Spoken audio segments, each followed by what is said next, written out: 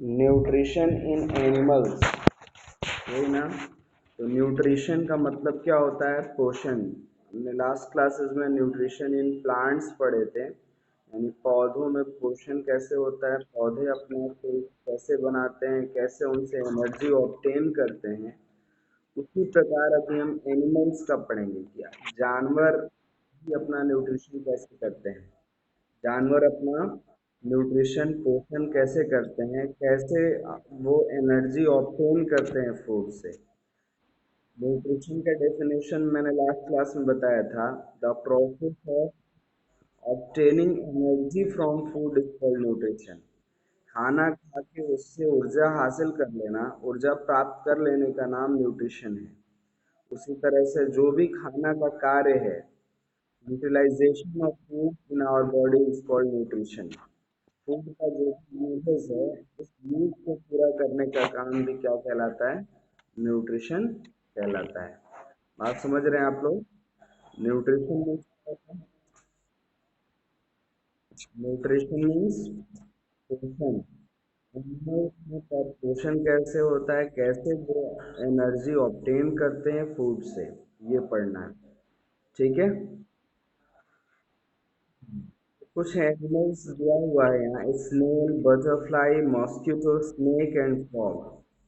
इसमें पूछा गया है कि क्या काइंड ऑफ फूड ये लोग खाते हैं, किस प्रकार का भोजन ये लोग लेते हैं, और मोड ऑफ फीडिंग क्या होता है, यानी वो खाना खाते हैं तो किस तरह से खाते हैं। तो आप लोग थोड़ा सा इस पर रिसर्च करेंगे। स्नेल समझते हैं, नदी के किनारे पाया जाता है।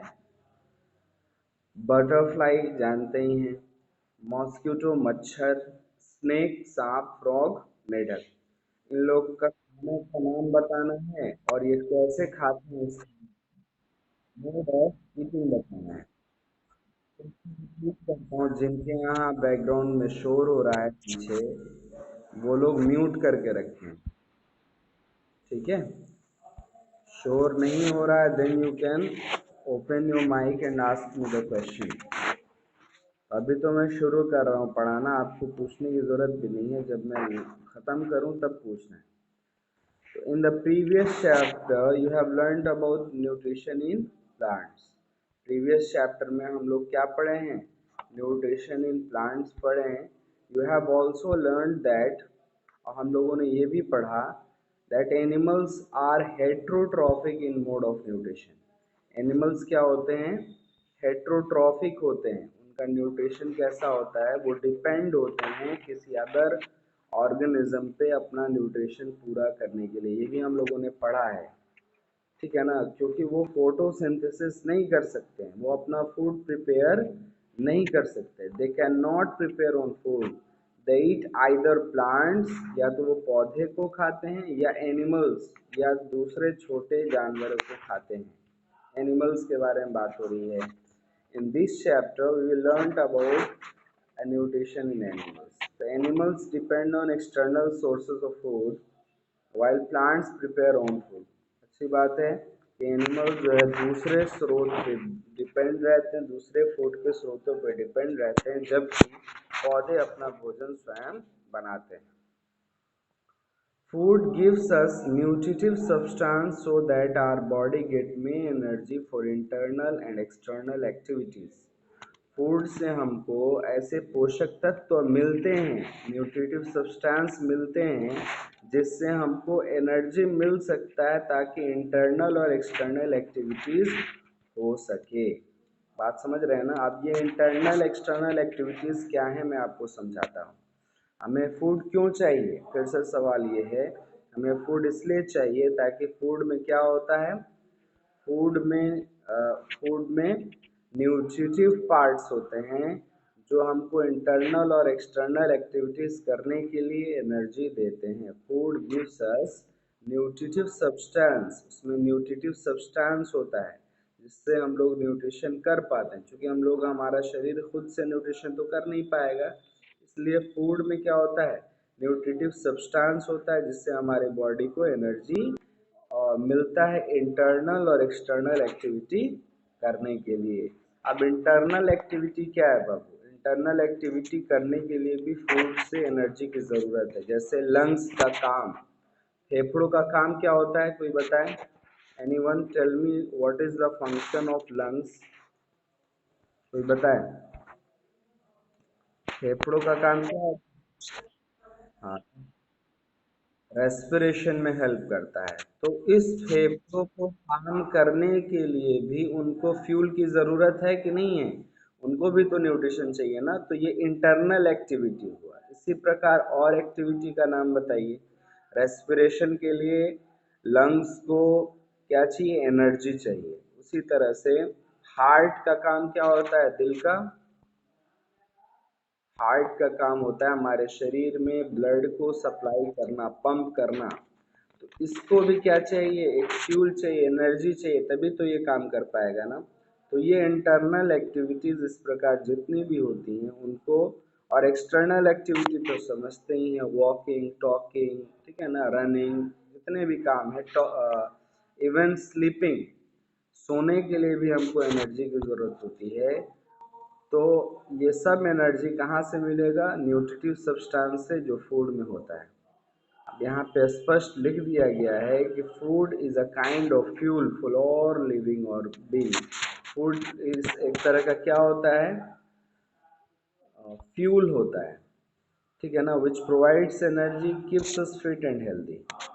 जिससे हमें क्या मिलता है? एनर्जी मिलता है, जो हमें फिट और हेल्दी रखता है। समझ रहे हैं आप लोग? बुक है कि नहीं सबके पास? बुक्स खोल के आप लोग को देखना, क्योंकि काफ़ी छोटा दिखेगा। आप बुक्स देखेंगे ना तो ज़्यादा समझ में आएगा आपको। The food you eat is not in a form that can instantly provide you with nutrients, ठीक है ना। यानी भोजन जो है हमें तुरंत एनर्जी नहीं दे देता है। ऐसा कुछ नहीं है भोजन कि जो है खाएं और तुरंत हमें एनर्जी मिल जाए। जब तक कि वो ब्रोकन डाउन ना हो, यानी डाइजेस्ट ना हो, एब्जॉर्ब ना हो, तब तक जो है उसको एनर्जी नहीं मिलती है। मान लीजिए कि हम बहुत टायर्ड फील कर रहे हैं, I am feeling very tired, थका हुआ, कमज़ोर, वीकनेस है हमारे अंदर। तो हम, ऐसा नहीं है कि तुरंत जो है राइस खाया और तुरंत हमको एनर्जी मिला। जो हम राइस खाएंगे, ठीक है ना, the rice we will take is to be digested. Rice को क्या होना पड़ेगा? बोले, राइस को डाइजेस्ट होना पड़ेगा, उसको छोटे छोटे फ्रेगमेंट्स में टूटना पड़ेगा। और डाइजेस्ट होने के साथ साथ उसको क्या होना पड़ेगा? उसको एब्जॉर्ब होना पड़ेगा, हमारे ब्लड में मिक्स होना पड़ेगा, ठीक है ना। ब्लड में मिक्स होगा तब जो है कहीं जाके उससे हमको क्या मिलेगी? एनर्जी मिलेगी। बॉडी सेल्स उसको क्या करेगा? एब्जॉर्ब करेगा, तब उससे हमको एनर्जी ऑब्टेन होगी। समझ रहे हैं आप लोग? जो फूड हम लोग खाते हैं उससे डायरेक्ट इंस्टेंटली नहीं मिलता है। इंस्टेंटली का मतलब क्या होता है? जल्दी से। बात समझे? वो हमें जल्दी से न्यूट्रिएंट नहीं दे देगा, उससे पोषक हमें जल्दी से नहीं मिल जाएगा। बल्कि क्या करना होगा? फूड को डाइजेस्ट होना होगा, यानी छोटे छोटे फ्रेगमेंट्स में टूटना होगा, और उसके बाद उसको ब्लड में मिक्स होना होगा, एब्जॉर्ब होना पड़ेगा। Then food can provide nutrient. तब फूड से हमको क्या मिलेगा? न्यूट्रिएंट मिलेगा। The various the various process involved in nutrition in animals that take in solid food are as follows। जो बहुत सारे वेरियस स्टेप्स हैं, प्रोसेस है न्यूट्रिशन के लिए, वो ऐसे हैं नीचे जैसे दिए गए हैं। तो सबसे पहले बाबू, हम लोगों को ऐसा नहीं है कि फूड डायरेक्टली आसमान से मेरे पेट में आ जाएगा। बात समझे ना? सबसे पहले हमको इंजेक्शन करना होगा। What is ingestion? The process of taking in food is called ingestion. The process of taking food into our mouth is called ingestion. हम लोग अगर हैं ह्यूमन बीइंग है, तो जिस प्रोसेस से हम अपने हाथ से खाना को उठाएंगे, या नाइफ से, या स्पून से, या फॉर्क से, जैसे भी खाना उठाएं और अपने माउथ में हम डालें, तो इसको इंजेक्शन कहेंगे। क्या कहेंगे? बोलिए। Injection, the process by which an organism takes in its food अपने शरीर के अंदर जिस प्रकार फूड लेता है उस प्रोसेस को क्या कहते हैं? बोल नहीं रहे हो सब अभी। इंजेक्शन कहते हैं। क्या कहते हैं?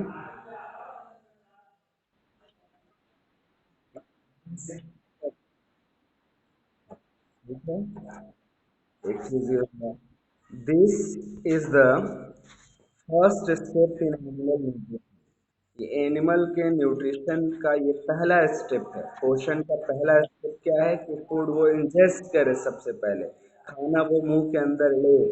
Most animals take in food using their mouth और माउथ पार्ट्स। ज्यादातर जानवर मुंह से ही खाना लेते हैं। ऐसा है कि नहीं है? ज्यादातर जानवर, कोई भी जानवर हो, चौपाए जानवर हो, दो पाए जानवर हो, कार्निवोरस हो, हर्बीवोरस हो, सब मुंह से ही लेते हैं ना जी भोजन। बोलो। सब खाना कैसे लेते हैं? उसके बाद फिर मुंह के बाद लेने के बाद वो डाइजेस्ट होता है। दांत से ही डाइजेशन शुरू हो जाता है। माउथ में ही हम अपने दांतों से खाना को छोटे छोटे अंश में भाग में तोड़ना शुरू कर देते हैं। तो खाने का डाइजेशन होता है। एक बार इंजेक्शन हुआ फूड का, एक बार फूड हमारे शरीर के अंदर आया तो हम क्या करेंगे फिर? डाइजेस्ट करेंगे। क्या करेंगे बाबू? डाइजेशन होगा। फिर the breakdown of food start होगा। डाइजेशन का डेफिनेशन क्या है? The breakdown of food, the process of breakdown of food is called digestion. अब एब्जॉर्प्शन क्या हुआ? ये डाइजेस्टेड फूड जो बिल्कुल टूट चुका है अपने अंशों में, ये भागों में, सिंपल न्यूट्रिएंट में, यानी प्रोटीन अलग हो गया, कार्बोहाइड्रेट अलग हो गया, फैट अलग हो गया, इस तरह के न्यूट्रिएंट में जब अलग अलग हो जाता है तब इसको ब्लड में मिक्स होना होता है। इस चीज़ में ब्लड में मिक्स होके शरीर में जाना होता है। देखो, खाना हम माउथ में लेते हैं। खाना ये जाता है हमारे किस में? स्टमक में जाता है ना जी।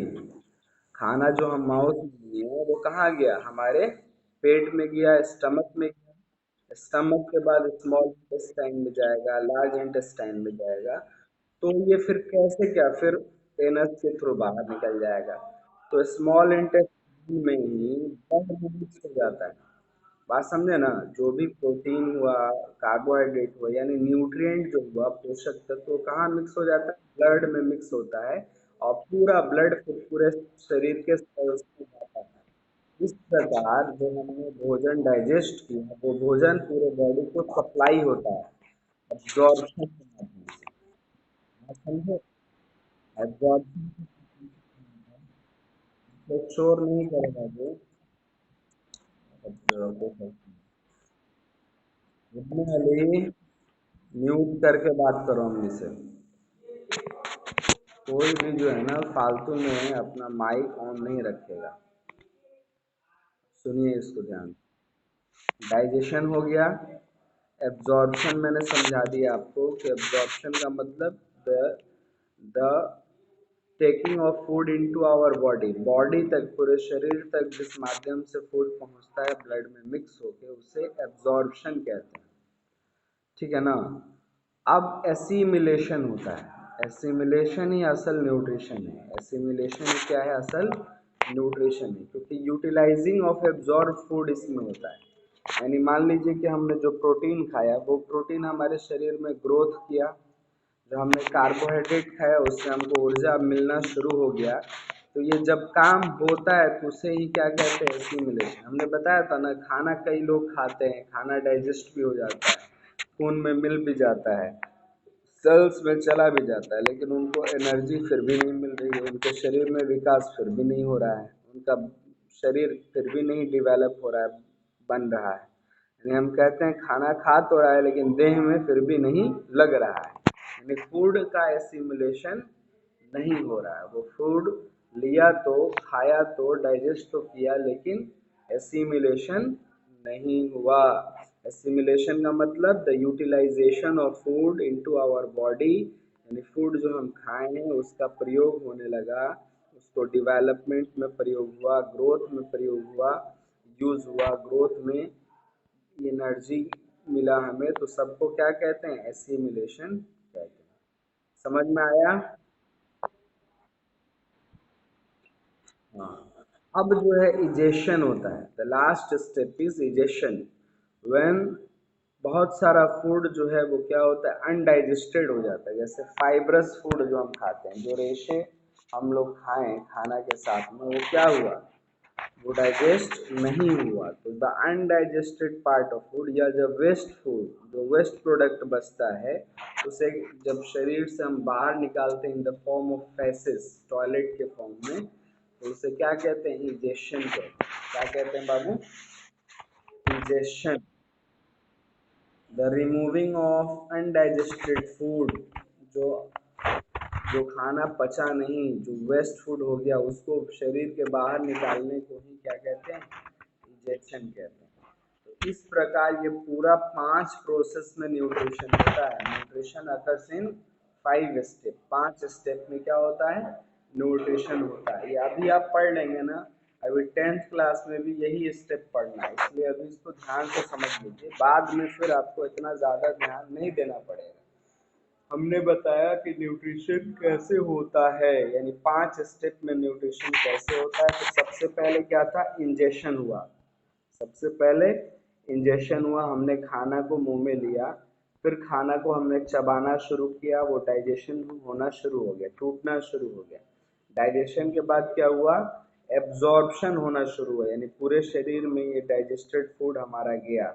एब्जॉर्प्शन के बाद इन फूड का यूटिलाइजेशन शुरू हुआ, यानी एसिमिलेशन शुरू हुआ, और एसिमिलेशन के बाद फिर इजेस्ट हो गया, यानी हमारे शरीर के बाहर वो फूड निकल गया। तो ये 5 स्टेप समझ में आया या नहीं आया आपको, बताइए। ये 5 हमने समझाया, वो समझ में आ गया ना। यानी एक खाना जो है हमारे शरीर में किस प्रकार का है, कैसे जो है हम लोग उसको अपने मुंह के अंदर लेते हैं, तो उसे इंजेक्शन कहते हैं। कैसे जो है हम उसको डाइजेस्ट करते हैं, कैसे जो है फिर हमारा बॉडी उसको एब्जॉर्ब करता है, कैसे एसिमिलेशन होता है और कैसे इजेक्शन होता है। फिर से मैं समझाऊं, खाना जब हम फूड माउथ के अंदर लेंगे तो उसे क्या कहेंगे, इंजेक्शन कहेंगे। और अब उसको हम जब खाना को चबाएंगे, तोड़ेंगे, हमारा शरीर उसको तोड़ेगा, तो उसे डाइजेशन कहेंगे।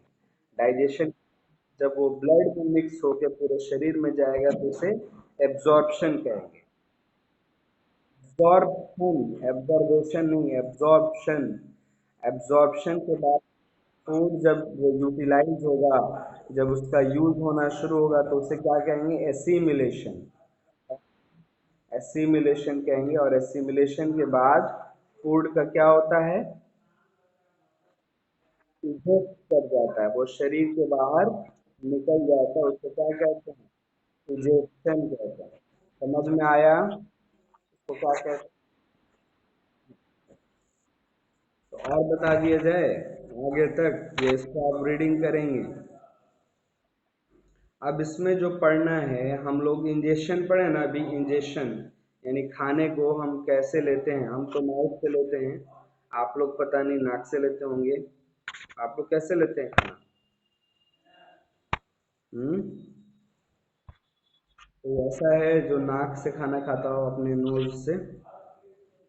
सब लोग, हम लोग ह्यूमन बींग क्या करते हैं, माउथ से लेते हैं ना जी फूड।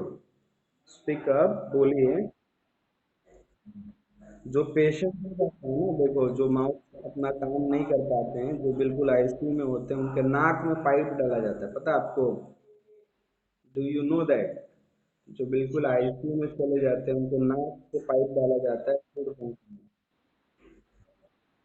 हाँ, अब ये इसमें पढ़ना है कि किस तरह से अलग अलग ऑर्गेनिज्म अपना फूड लेते हैं, यानी इंजेक्शन वो लोग कैसे करते हैं। अब देखो, अमीबा जो है ना, इसका माउथ कहाँ है पता है आपको, पैरामीशियम का माउथ, इसी तरह बटरफ्लाई या फ्रॉग। तो ये लोग कैसे करते हैं, ये अमीबा अपने सेल मेम्ब्रेन से, यूनिसेलुलर ऑर्गेनिज्म अपने सेल मेम्ब्रेन को माउथ बना लेता है, फॉल्स माउथ। और जैसे ही ये इनगल्फ करता है, निगल जाता है, ठीक है ना, क्या करता है, फूड यहाँ पे मान लो पाया जाए, यहाँ पे मान लो फूड पाया जाएगा, तो इसे क्या करेगा, निगल जाएगा, ठीक है ना। और ऐसे ही पैरामीशियम भी करता है। और फ्रॉग के पास एक लंबी क्या होती है, टंग होती है। बात, अब बटरफ्लाई के पास एक फीडिंग ट्यूब होता है जिससे वो मच्छर को चूसता है और खाता है। और उसी तरह चिड़ियों के पास क्या होता है? Birds like hawk have sharp claws and curved beaks, उनकी चोंच होती है। ये सब हम लोग कल और डिटेल में पढ़ेंगे। ठीक है ना? समझ में आता है आप लोगों को ना, जो है ऑनलाइन पढ़ाया जा रहा है? आप ये आज बताइए हमको, इसमें बहुत कुछ इंटरेस्टिंग आपको बताना है। अमीबा का पूरा न्यूट्रिशन कैसे होता है, यानी उसके अंदर इंजेशन, डाइजेशन, एब्जॉर्प्शन, एसिमिलेशन, रिजेशन कैसे हुआ अमीबा, सिंपल ऑर्गेनिज्म के अंदर, वो चीज़ आपको देखना और पढ़ना है। ठीक है? और उसके बाद ये आपको डाइजेशन कैसे होता है, कैसे हमने खाना खाया तो हमारे शरीर के अंदर ये स्मॉल इंटेस्टाइन में, लार्ज इंटेस्टाइन में कैसे खाना पचा, ये सब हम आपको डिटेल में पढ़ाएंगे, बहुत अच्छे से पढ़ाएंगे। आप बस ध्यान से सुनेंगे, ध्यान से समझने का प्रयत्न करेंगे तो बिल्कुल समझ में आएगा, कोई दिक्कत नहीं होगी। क्लियर है? बोलो। हाँ, तो इतना ध्यान आप लोग दे रहे हैं? अब ये बताइए, आप लोग, ऐसा हमको रिपोर्ट मिलता है जब ऑनलाइन क्लास के बाद आप लोग स्कूल में आते हैं कि मेरा बेटा तो मोबाइल ऑनलाइन खोल के और क्या करता था जी, फ्री फायर खेलता था। खालिद अली, हमको जिन पे शक है वो वही करते होंगे। खालिद, बोलो। फ्री फायर खेल रहा है कि तुम लेसन पढ़ रहा है? हम्म, बोलो। राजा बाबू,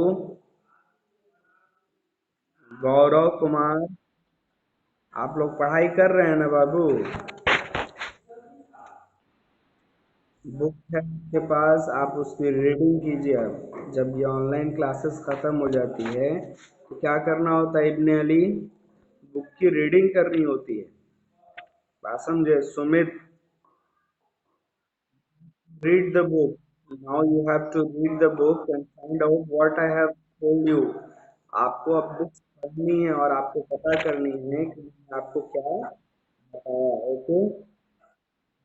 इतना ही। मैं देखिए, जो बच्चे अभी इस क्लास में कोई चीज़ नहीं सुन पा रहे हैं, प्रॉब्लम हो रही है सुनने में, समझने में, उनको मैं यूट्यूब का लिंक भी शेयर कर रहा हूँ, ये अभी जो क्लासेस चल रही है उसकी रिकॉर्डिंग की। ठीक है ना? तो आप लोग प्लीज़ उसको क्या करेंगे, सुनेंगे। अगर अभी नहीं सुनाई दिया, रिपीटेडली कोई चीज़ समझना है कि सर ने क्या समझाया मैं भूल चुका हूँ, तो कितना अच्छा है ना ये कि आप फिर से वो क्या करें, लिंक को खोलें और पीछे जाके सुन लें, सर ने क्या बताया, इसको कैसे समझाया। बात समझे ना? तो मैं आप लोग के लिए इतनी मेहनत कर रहा हूँ तो आप लोग भी तो थोड़ी मेहनत करेंगे ना, पढ़ाई करेंगे। क्यों? बोलिए। करेंगे ना पढ़ाई? ओके, ठीक है। सी यू टुमारो देन। और आगे की क्लासेस में अगर मैथ्स की क्लास नहीं हो रही है तो सर की तबीयत खराब है, ठीक है ना, जो मैथ्स पढ़ाते हैं। अभी एक ही क्लास होगी और उसके बाद से मैं सर से बात करता हूँ, अगर तबीयत सही हो जाएगी तो वो कल से क्लासेस कराएंगे। ठीक है, थैंक यू।